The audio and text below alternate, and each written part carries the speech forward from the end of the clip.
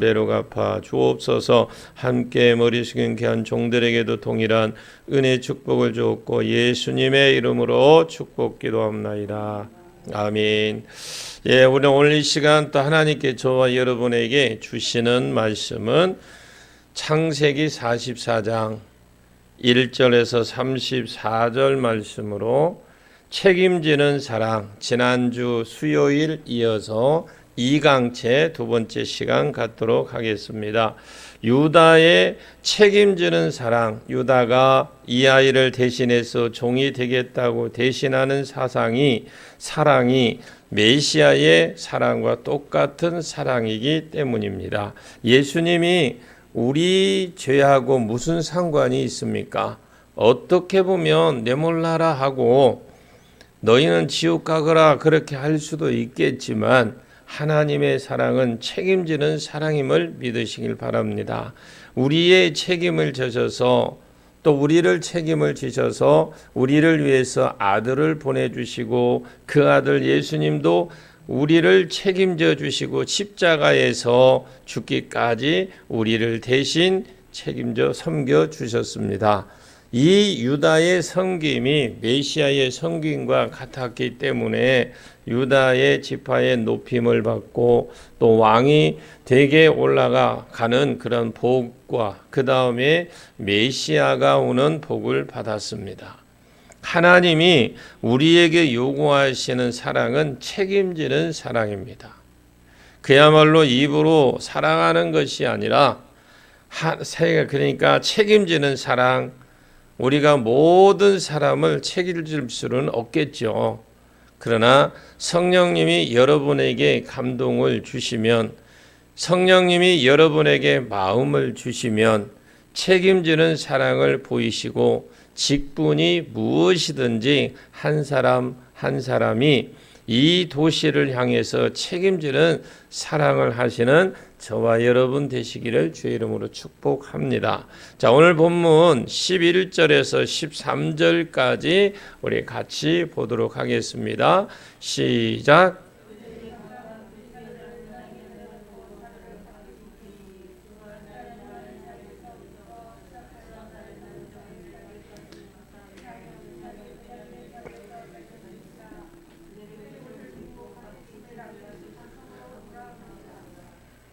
지금 마이크가 안 나오는데 가만히 있으면 어떻게 쳐다만 보고요?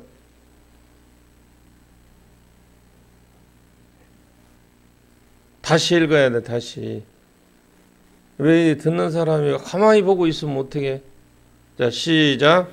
그들이 각각 급히 자루를 땅에 내려놓고 자루를 각기 푸니 그가 나이 많은 자에게서부터 시작하여 나이 적은 자에게까지 조사하며 그 잔이 베냐민의 자루에서 발견된지라. 그들이 옷을 찢고 각기 짐을 나귀에 싣고 성으로 돌아가니라.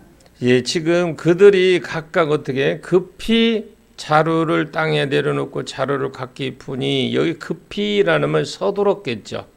그래서 서둘러 각기를 자루를 푸니, 그래 여기에 와우 계속법이 써집니다. 자루를 쭉 내려놓고 자기를 결백을 주장하기 위해서 얼른 풀었다라는 말이거든요. 틀림없이 보란 듯이 그냥 말 그대로 후다닥 풀었겠죠. 이 세 가지 동작이 순식간에 이루어졌다. 결백을 빨리 증명하고 싶었던 것이고, 그리고 자신감도 있었고, 그가 나이 많은 자에서부터 시작하여 나이가 작은 자로부터 이게 주사를 했는데, 여기 조사라는 말은 이 하파트라고 하는 말인데, 부지런히 살피다, 조사하다 이런 뜻이지만 가면이라는 뜻도 있어요. 가면이라는 뜻도 있습니다. 또 하나는 연기하는 것. 이 두 가지 둘 다 해당하는 것 같는데, 청지기는 잔이 누구에게 있는지 알잖아요. 연기한다. 첫 번째 시험할 때 지시를 받아서 자기가 넣었습니다. 누구의 자루에 있는지 뻔히 알아요. 처음부터 그 자루를 가서 딱 열어보면 좀 이상하니까 누구뱀부터 막 찾는 척하고 바닥까지 뒤집어 보고 이랬다 저랬다도 해봤겠죠. 말 그대로 연기를 한 거죠. 여기는 없는데 하면서 좀 연기를 좀 그렇지 않게 했을 겁니다. 그래서 12절 보면은 그러다가 하필이면 베냐민 자루에 딱 발견이 된 겁니다. 형제들의 반응이 뭡니까 지금? 생각지도 못했던 베냐민 자루에 잔이 들었으니 그야말로 난처했겠죠. 이때 만약 이들이 베냐민을 요셉처럼 미워를 했다면 그 자리에서 어떻게 해요? 멱살을 잡고 흔들며 야단을 쳤겠죠. 자기들의 결백 주장만 주장하고 형제의 연약에 대해서 용납하지 않았을 겁니다. 그런데 이들은 그렇지 않았습니다. 13절에 보니까 옷을 찢는 일은 원래 사람이 죽었을 때에 하는 행동인데, 그리고 자기에게 주어진 권리, 여건 다 포기해버리는 걸 봅니다. 이것이 바로 자기의 부족을 아는 데서 오는 행동입니다. 그럴 때 형제의 부족함을 용서함을 할 수도 있고 그 부족함에 동참할 수 있는 겁니다. 형제의 부족함을 위해서 고난을 동참할 수 있는 자가 될 수 있다라는 겁니다. 이 일로 비로소 이들이 자기의 부족을 바로 알고 돌아가서 총리에게 간청을 하는 걸 보십시오. 완전히 요셉 때하고 지금 베냐민 상황을 볼 때 완전히 이제 변화됐습니다. 형제가 요셉을 팔았던 때 완전히 달라졌습니다. 여기까지 말씀에서 알 수 있는 것은 우리의 심령도 생활도 하나님의 은혜를 받았을 때에 그 그릇을 비운 만큼 채워주시는, 준비된 만큼 은혜를 받을 수 있다라는 것을 우리에게 교훈해 줍니다. 그리고 하나님의 간섭에는 우연이 없습니다. 다 우리에게 의미가 있다라는 거죠. 어떤 사건 배후에는 하나님의 음성이 있습니다. 회개하라고 하시든지 순종해라고 하시든지 그런 의미가 있어요.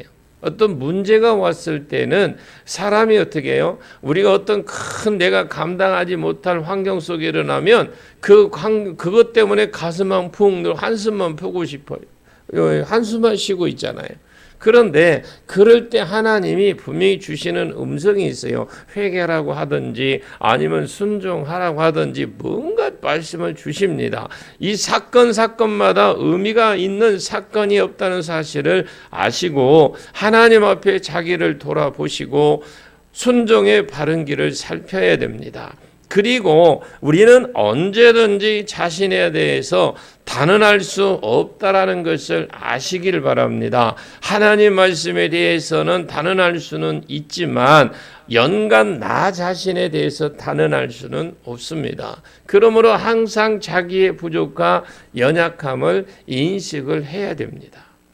그리고 하나님 앞에 회개의 열매가 있을 때까지는 성도에게는 평안이 없어요.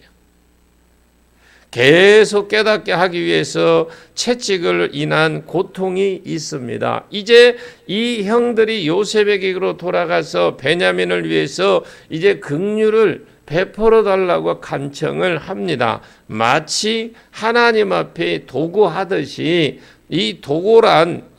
우리가 도구라는 말은 다른 사람을 위해서 기도하는 것을 말합니다.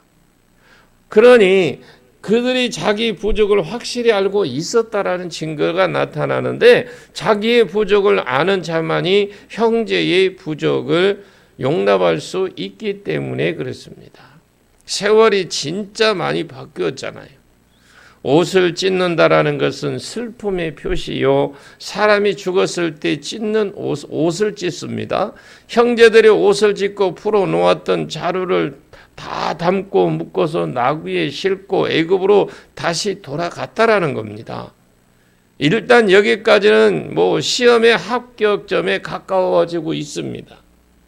베냐민을 버려두고 두지 않고 함께 책임을 지고 책임감을 가지고 여기까지 따라왔는데 도착해 와보니까 요셉이 어디 가지도 않고 또 기다렸다는 듯이. 그게 바로 14절에 15절을 같이 보겠습니다. 같이 읽어야 이해가 됩니다. 시작. 유다와 그의 형제들이 요셉의 집에 이르니 요셉이 아직 그곳에 있는지라 그의 앞에서 땅에 엎드리니 요셉이 그들에게 이르되 너희가 어찌하여 이런 일을 행하였느냐. 나 같은 사람이 점을 잘 치는 줄을 너희는 알지 못하였느냐. 예, 유다가 그의 형제들 지금 누구를 내세우고 있습니까? 누벤과 시몬과 네이도 물 건너 갔죠. 유다는 형제들 가운데에 자꾸 이제 조금 떠오르는 사람이 되고, 유다와 그 형제들이 요셉의 집에 이르니까 요셉이 아직 그곳에 있는지라 형제들과 헤어졌던 그 자리 그대로 있었던 것 같아요. 어디 안 움직이고. 이것 때문에 열받아서 출근도 안 하고 기다리고 있었다는 거 그렇게 보시면 안 되고요.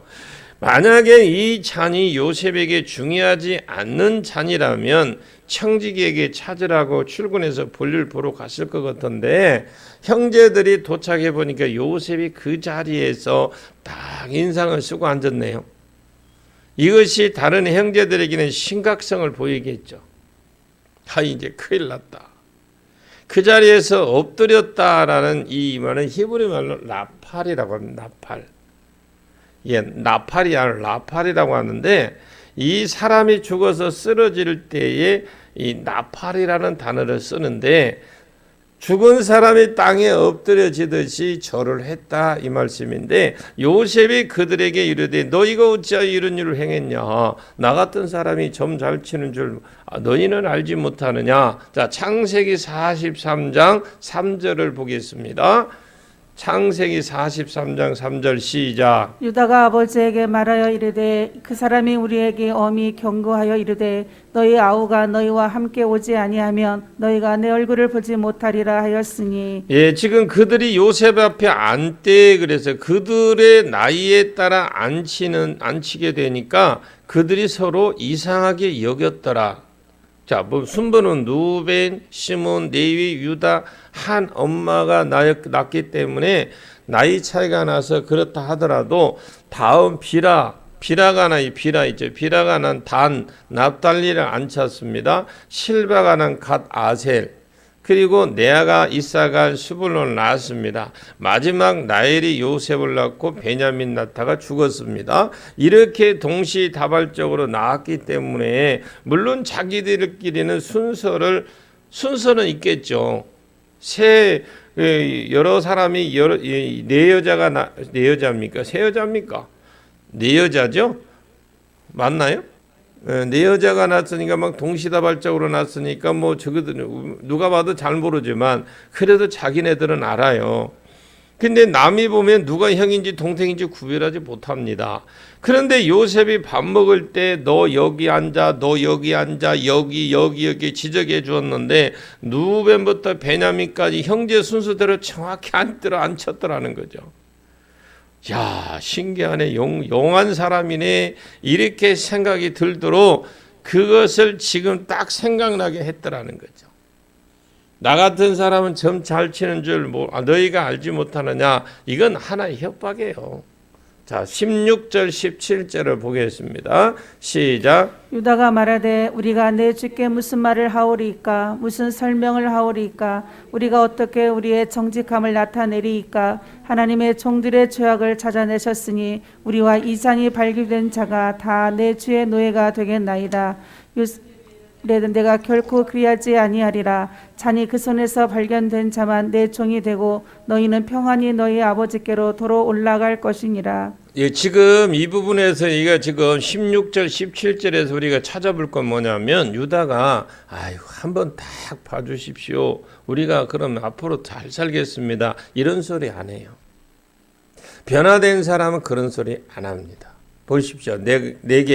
내 주께 무슨 말을 하오리까? 무슨 설명이 필요합니까? 우리가 어떻게 우리의 정직함을 나타내리까? 이미 잔은 베냐민 자리에 발견이 되어 있습니다. 그 뒤에 보면 하나님의 종들의 죄악을 찾아내셨으니 하나님이 자꾸 우리의 죄를 적발하고 계시는데, 우리가 지금 지은 죄를 우리가 지금까지 경험을 하고 우리가 볼 때 하나님 우리의 죄를 자꾸 적발하고 계시는데, 어떻게 결과적으로 베냐민 자리에 잔이 나와 버렸는데 우리가 어떻게 말하고 어떻게 변명하고 어떻게 정직함을 나타내야 당신은 믿겠습니까? 잔은 이미 발견이 됐고 자기 생각에 누가 적발하고 계시는 거다. 하나님이 자꾸 우리의 죄를 자꾸 적발하고 계시는 것이다. 지금 하고 있습니다. 우리 죄를 찾아내시고 계시고 있습니다. 라고 생각하고 전부 종이 되겠다. 이미 우리는 죄를 자꾸 찾아 우리가 전부 종이 되겠다. 이 잔을 발견된 자와 우리와 함께 당신이 종이 되겠다. 이 아이만 가는 게 아니라 우리 전부 다 그러겠다. 하나님이 옛날에 우리 죄 때문에 다루고 심판하는 것이라면 우리가 심판을 달리 받겠습니다. 전부 다 종이 되겠습니다. 라는 뜻이죠. 자기들만 벗어나려고 하지 않고 책임지는 사랑을 하더라는 것인데 하나님 앞에서 사건을 평가할 수 있는 눈이 생겼다라는 거죠. 여러분 하나님 앞에 평가할 수 있는 영안이 열려지길 바랍니다. 예전 같으면 변명만 하려고 하고 핑계만 대려고 하고 할 것인데 하나님이 우리 죄를 적발하시는 중이다. 그리고 우리가 심판을 받아야 된다면 구차하게 우리가 안 가져갔다고 변명하려면 얼마든지 우리가 변명할 수도 있겠지만 우리가 그런 것 하지 않겠다. 차라리 우리가 우리의 죄값이라면 죄가 드러나니까 우리가 종이 되겠다 이 말이에요. 우리를 종으로 삼으라는 건데 이렇게 되면 안 됩니다. 그럼 17절을 보실까요? 17절 보시면 그냥 보십시오. 내가 결코 그리하지 아니하리라 그럽니다. 잔이 그 손에서 발견된 자만이 내 종이 되고 너희는 아버지께로 도로 올라갈 것이다. 그래야 뭐가 맞아지거든요. 그런데 이건 시험 중이라고 그랬어요. 다시 한번 그들에게 시험을 해보는데 한 번 또 빠져나갈 길을 좀 주어 보는 겁니다. 지금 요셉과 이 형제들 사이에 뭐가 서 있습니까? 요셉과 이 형제들 상간에는 누가 서 있냐면 통변해 주는 사람이 있어요. 그러니까 이때에 자기들끼리 베냐민을 원망하면서 책임 전가를 할 수 있잖아요. 그럼 자기네 말로 하면은 통변을 두니까. 그런데 그런 흔적이 전혀 없다라는 겁니다. 반응을 보니까 다 종이 되겠다고 했고 베냐민만 남겨두고 올라가라고 기회를 줬는데도 유다가 또 한 번 또 나서죠. 그 나서는 장면이 18절에서 20절까지입니다. 볼까요? 18절에서 20절. 시작. 유다가 그에게 가까이 가서 이르되 내 주여 원하건대 당신의 종에게 내 주의 귀에 한 말씀을 아르게 하소서. 주의 종에게 노하지 마소서. 주는 바로와 같으심이니이다. 이전에 내 주께서 종들에게 물으시되 너희는 아버지가 있느냐 아우가 있느냐 하시기에 우리가 내 주께 아뢰되 우리에게는 아버지가 있으니 노인이요 또 그가 노년에 얻은 아들 청년이 있으니 그의 형은 죽고 그의 어머니가 남긴 것은 그뿐이므로 그의 아버지가 그를 사랑하나이다 하였더니 지금 유다가 나서서 1차 양식 사러 왔을 때에 그때 사건에 대한 이야기 2차까지 오기까지 이야기를 쭉 지금 나열을 합니다. 그러나 여기에 핵심이 베냐민을 데리고 오기가 쉽지 않았다. 비록 우리가 베냐민을 데리고 왔지만 그 아버지로부터 베냐민을 데리고 오는데 그렇게 쉽지만은 않았다라는 걸 지금 설명을 합니다. 다른 이야기 안 합니다. 아버지의 생명과 연결이 되어 있던 사람이어서 아버지가 안 보내주려고 했다. 그런데 당신이 하도 강하게 데리고 오라고 하셔서 우리가 어쩔 수 없이 여기까지 데리고 왔다라는 겁니다. 그런데 이 잔이 베냐민 자루에 발견이 되어서 우리가 베냐민을 데리고 가지 않으면 우리 아버지는 죽습니다. 그것만 하고 이 이야기를 끝냈으면 말이 없을 것인데 그냥 내가 여기 남아서 종이 될 테니까 이 아이를 돌려보내고 달라고 하는 겁니다. 차라리 이 아이 대신에 내가 남아 종이 되겠다. 이 책임지는 사랑이 요셉의 마음을 움직이게 됐어요. 유다로 하여금 하나님의 복을 주시도록 만든 건 줄로 믿습니다. 내 주여 원하건대 당신의 종에게 내 주의 귀에 말씀을 아뢰게 하옵소서. 주의 종에게 노하지 마옵소서. 주는 바로와 같으심이니이다. 바로에게 살리는 권한과 죽이는 권한이 다 있고 당신은 우리가 볼 때에 바로와 똑같은 그런 위치에 있는 사람입니다. 당신이 우리를 죽이라고 하면 죽을 수밖에 없고 살리라가 살려주라면 살아날 수밖에 없는데 하면서 목숨을 걸고 지금 나서서 지금 중보를 하고 있어요. 이전에 내 주께서 종들에게 물으시되 너희는 아버지가 있느냐 아우가 있느냐 하시길래 사실 이 말이 먼저 나오면 안 되거든요. 처음 양식으로 살해 왔을 때 총리가 자기들을 스파이라고 누명을 씌웠고 너희는 정탐꾼이다 하고 누명을 씌웠는, 그런데 이 말들을 쭉 빼버리잖아요. 그냥 싹 빼버리잖아요. 왜냐하면 옛날 같으면 그렇게 당신이 그랬기 때문에 구구절절 따질 건데 그런 말을 싹 빼버립니다. 유다가 국무총리의 귀에 거슬릴 만한 소리를 싹 다 빼버립니다.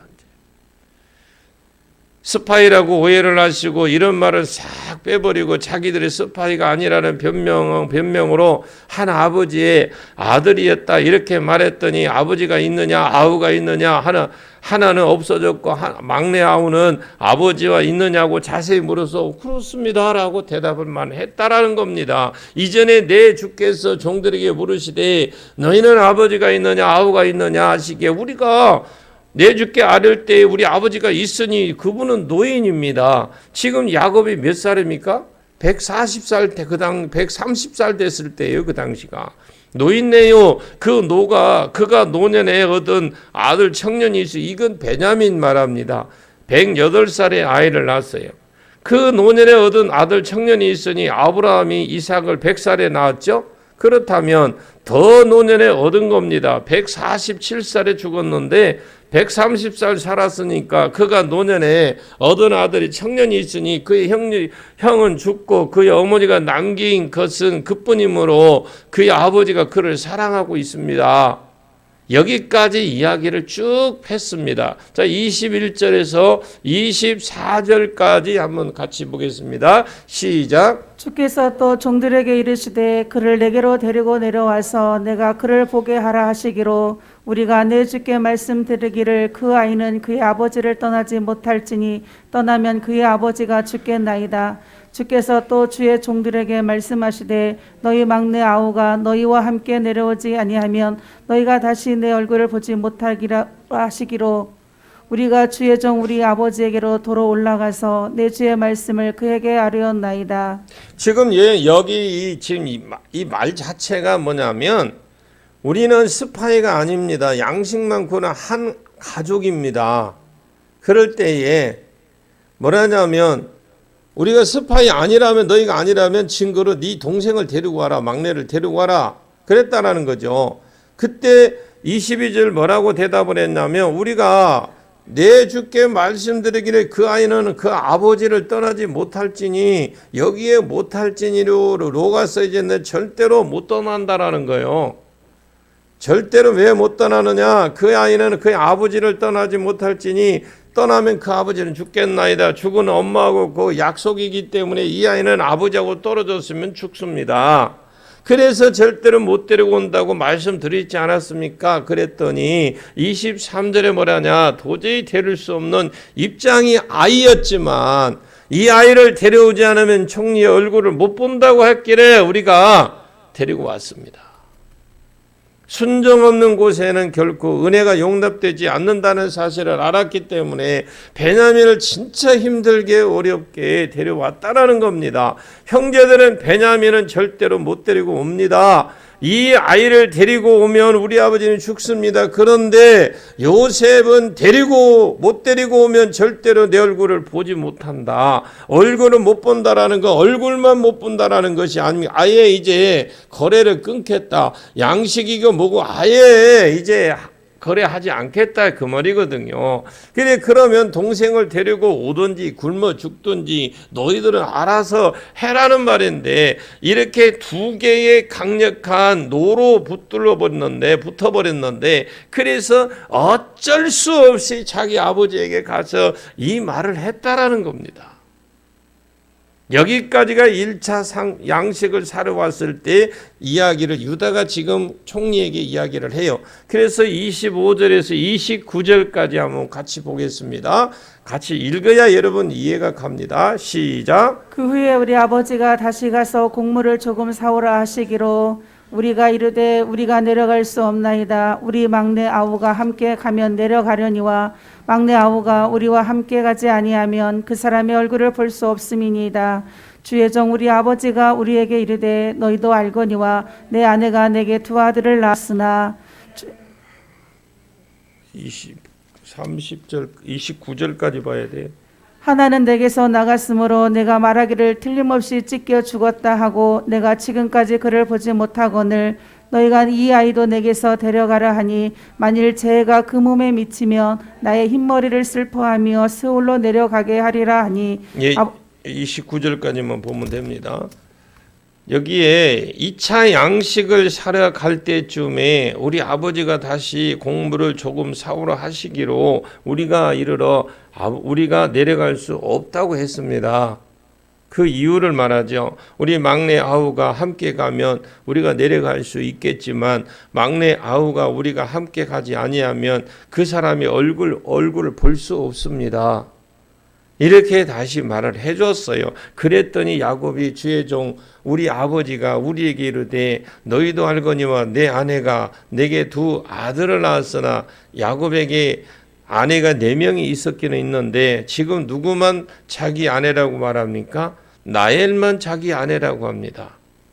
4명의 여자와 살고 있었지만 마음속에 아내는 따로 있었다라는 거죠. 하나는 내게서 나갔으므로 내가 말하기는 틀림없이 찢겨 죽였다고 내가 지금까지 그를 보지 못하였거늘 지금 이 말은 요셉 이야기를 하는 겁니다. 자, 너희가 이 아이도 내려가서 내게서 데려가 가려 하니 만일 그럽니다. 만일 재해가 그 몸에 미치면 그 몸이 미치면 나의 흰머리를 슬퍼하며 시올로 내려가리라 하니 자 여기에 누가 내려간다는 말은 없는데 여기에는 누구라고 딱 지적은 내려간다는 건 지적은 안 했는데 원어에 보면 너희가 흰머리를 슬퍼하며 시올로 내려가리라. 너희가 내 백발을 슬퍼 고통 중에 세울로 이게 세울라라고 하는데요. 내려가게 되리라 이 말입니다. 내가 뭐 하겠다라는 겁니까? 내가 죽을 것이다. 너희들이 이 아이를 데리고 가서 조금이라도 해가 생기면 너희들이 나를 고통 중에 그냥 죽게 만들게 될 것이다. 이렇게 말하는 뜻이거든요. 그래서 30절에 31절을 한번 보겠습니다. 30절 31절 시작. 아버지의 생명과 아이의 생명이 서로 하나로 묶여 있거늘 이제 내가 주의 종 우리 아버지에게로 돌아갈 때 아이가 우리와 함께 가지 아니하면 아버지가 아이의 없음을 보고 죽으리니 이같이 되면 종들이 주의 종 우리 아버지가 흰머리로 슬퍼하며 스올로 내려가게 함이니이다. 자, 결국은 이 말을 하려고 여기까지 끌고 온 것인데 30절에 우리가 보기에 보통 아이지만 그렇지만 이 아이는 보통 아이가 아닙니다. 아버지 생명과 아이의 생명이 서로 하나로 묶였다. 이게 숄타이라고 하는데 하나로 묶여 있건을 이제 내가 주의 종 우리 아버지에게 돌아갈 때에 앞에서 이 아이에게만 남겨놓고 저희들은 가라 했습니다. 잘못하면 자기들이 아버지를 죽게 하는 자가 된다 이 말씀이거든요. 그러니 자식된 도리로 참아 보고 있을 수 없다 이 말씀인데 유다가 이렇게 순수하게 베냐민을 위해서 아버지를 위해서 총리에게 변명하며 간청을 하고 있는 내용입니다. 우리들도 특히 남을 위해서 기도할 때 정죄할 것이 아니라 그 어려우면 그 부족한 면을 하나님께 가지고 나가셔서 하나님 긍휼과 사랑을 입혀 주실 것을 구하시기를 바랍니다. 이런 기도가 형제의 사랑에서 나온 순수한 기도입니다. 참으로 유다의 간청은 회개한 자의 모습을 보기에 충분한 모습이잖아요. 얼마나 많이 변했습니까? 자기를 위해서가 아니라 순전히 아버지를 위한 간청이기 때문에 아버지가 지금까지 살아오셨는데 막내로 인해서 마지막 그 부분을 막내가 어찌 잘못되면 끝을 슬프게 맺는다면 자식된 도리로서 아버지에게 큰 죄를 범하게 된다. 유다는 요셉이 노인에 대해서 깊은 관심을 가진 것을 지난번 대화를 통해서 알았기 때문에 이렇게 아버지의 형편을 강조하며 자기의 간청을 들어달라고 지금 하고 있는 겁니다. 우리가 아버지를 고통 중에 죽이는 살인자가 될 겁니다. 이대로 가면. 그런데 아버지를 생각하면 우리가 어떻게 가겠습니까? 우리는 못 갑니다. 차라리 여기서 남아서 종이 되면 동이 되었든지 아니면 32절에 보면 유다가 계속 말합니다. 우리가 계속 종이 되든지 떠나올 때에 아버지에게 약속한 말 그대로 했습니다. 아이가 돌아오지 못한다면 내가 책임을 지겠습니다. 라고까지 했다는 말을 사실대로 그대로 들려주었어요. 여기서 담보를 한다든지 대신한다든지 이 말은 신약의 대속의 진리를 보여주는 것인데 죄를 위해 기도를 할 때 죄 지은 그 사람의 의 때문에 기도하는 것이 아니라 대속의 은혜를 바라보면서 기도해야 되는 겁니다. 그 사람의 어떤 의를 보고 기도하는 게 아니라 예수 그리스도의 그 대속의 은혜 때문에 여러분 그거 대신해서 기도하는 겁니다. 여기서도 유다는 자기가 대신 죄를 져야 할 사람이라고 하고 있다라는 거죠. 주의 종이 내 아버지에게 아이를 담보하기를, 여기는 담보라는 말은 책임지는 것을 말합니다. 만약에 돈을 못 갚으면 자기가 갚아주고, 만약에 종이 될 위기가 생기면 자기가 종이 되고, 만약에 죽을 일이 생기면 자기에게 죽겠다고 하는 것이죠. 이렇게 자기 아버지에게 말한 것이고, 말한 것하고 이 그 총리 앞에서 말하는 것하고 완전히 천지 차이거든요. 내 아이를 책임지겠다고 담보하겠다고 이야기를 했다라는 겁니다. 그러면 여기에 33절에 자기는 담보한 대로 하고 싶다 이 말입니다. 그대로 하겠습니다. 나를 담보로 하고 이 아이를 아버지에게 보내달라는 거죠. 요셉이 잔이 이 아이에게 발견되었으니까 이 아이는 종이 되게 하여 여기에 놔두고 너희는 올라가라고 했는데 쭉 말하면서 이 아이를 데리고 올 수 없었다는 아이거든요. 이 아이를 데리고 올 수 없는데 아버지는 이 아이를 절대로 못 데리고 간다고 하고, 총님은 이 아이를 데려오지 않으면 절대로 내 얼굴을 보지 못한다고 양식이 없어서 어쩔 수 없어서 데리고 왔다라는 겁니다. 이때에 이 아이를 내가 담보를 하겠다 이 말을 했어요. 이 아이 없이 내가 어떻게 아버지에게 가겠습니까? 그러면 내가 아버지를 죽이는 살인자가 될 것입니다. 내가 여기 남아 이 아이 대신에 당신의 노예가 될 테니까 당신의 노예를 쓰시고 이 아이를 보내주옵소서. 유다도 자기 아내가 있고 자식도 있고 손자도 있고 다 있어요. 그런 사람입니다. 이때 만약 총독이 요셉이 아닌 다른 보통 사람이라 할지라도 유다의 간청을 듣고 심장이 강철이 아닌 이상 마음이 녹아서 감탄했을 겁니다. 아, 참으로 실로 세상에서 보기 드문 아름다운 우애구나. 동생 대신에 자신이 평생 종로로 자청을 하다니 이런 아름다운 모습은 처음이다 했을 정도로 아마 감동했을 겁니다. 내가 책임지고자 하는 모습으로 참 귀한 일이죠.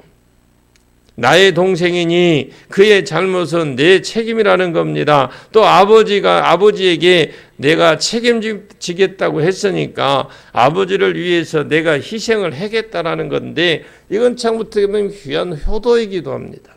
형제의 우애의 극치를 보여주는 행동이기도 하고, 자, 우리도 마찬가지입니다, 여러분. 사회가 어지럽고 고달픈 것, 상당한 책임도 나에게 있다라는 것을 인식을 하시고 하나님 앞에 기도하시길 바랍니다. 우리가 하나님께 회개하면서 이 사회를 고쳐주기를 기도하시길 바랍니다. 여러분, 이 전주 도성을 위해서, 이 나라 이 민족을 위해서 기도하십시오. 이제 우리가 책임지겠나이다.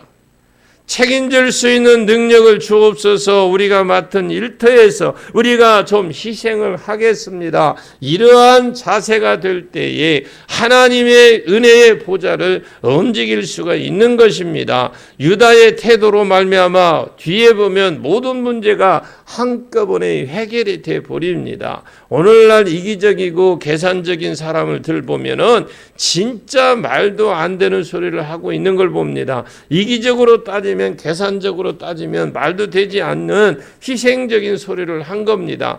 말이 종이지. 여러분, 당시에 외국에 남아서 노예가 되겠다라는 것, 이 말이 이게 말도 안 되는 소리입니다, 여러분.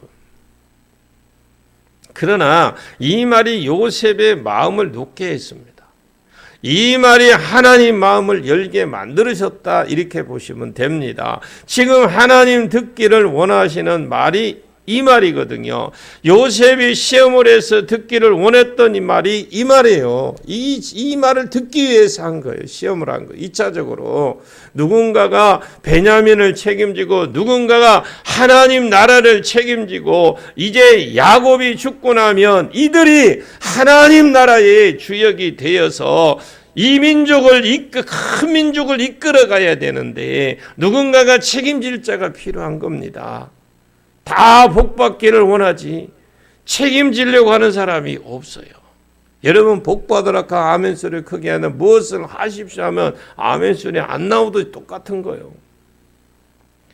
여러분, 한번 묻겠습니다. 우리 교회가 부흥되기를 원하십니까? 그러면 우상이 범람한 이 전주 땅이 부흥되기를 원하십니까? 이 나라 이 민족이 부흥되기를 원하십니까? 원한다고 합니다, 여러분. 그러나 원한다고 하지 책임지는 자 없어요. 원한다고는 다 해요. 근데 책임지는 자는 없어요.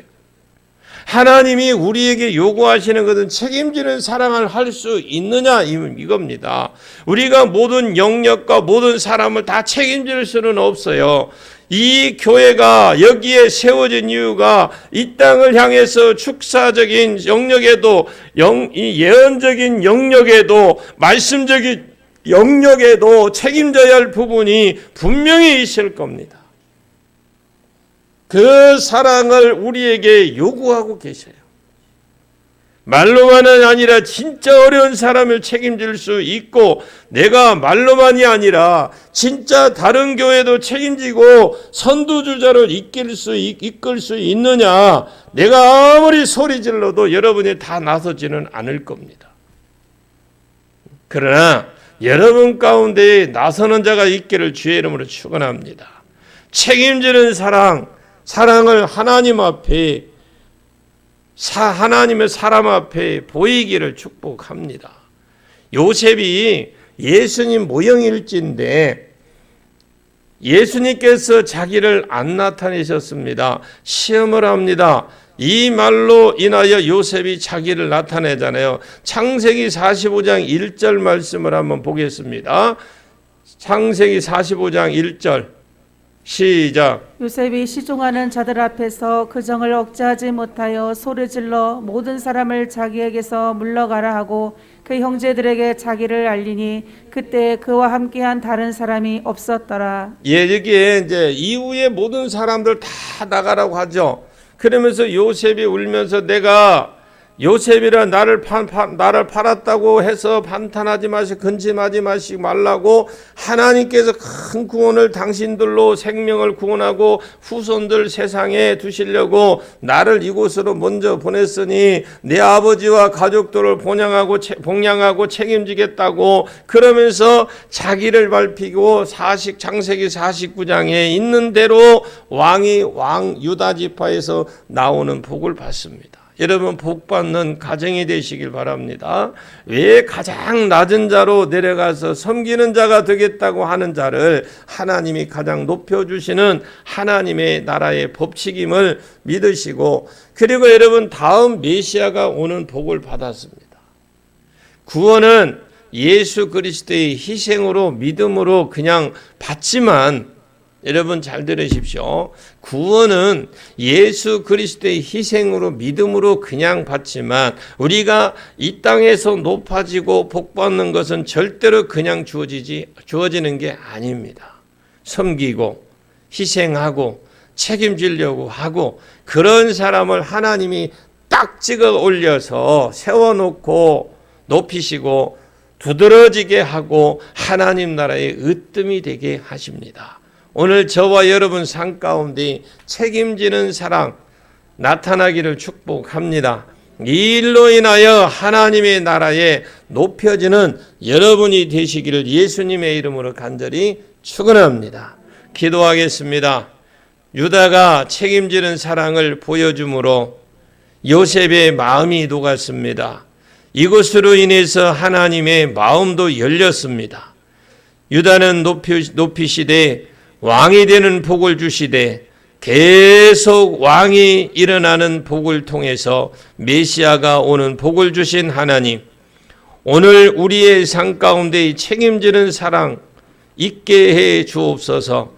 하나님, 이 도시를 향해서 책임지고 어려운 자를 향해서 책임지고 어려운 선교 현장을 위해서 책임을 지고 교회 식구들을 향해서 책임을 지는, 또 책임을 지는 사랑을 풀어지게 하옵소서. 하나님 마음을 시원케 하는 저희들이 되게 하시고 하나님께 인정받는 일꾼들이 되는 놀라운 은혜가 있게 도와주시옵소서. 유다와 같이 책임지는 자들이 일어나도록, 도전받는 자들이 일어나도록 역사해 주시옵소서. 예수님의 이름으로 간절히 기도하옵나이다. 아멘.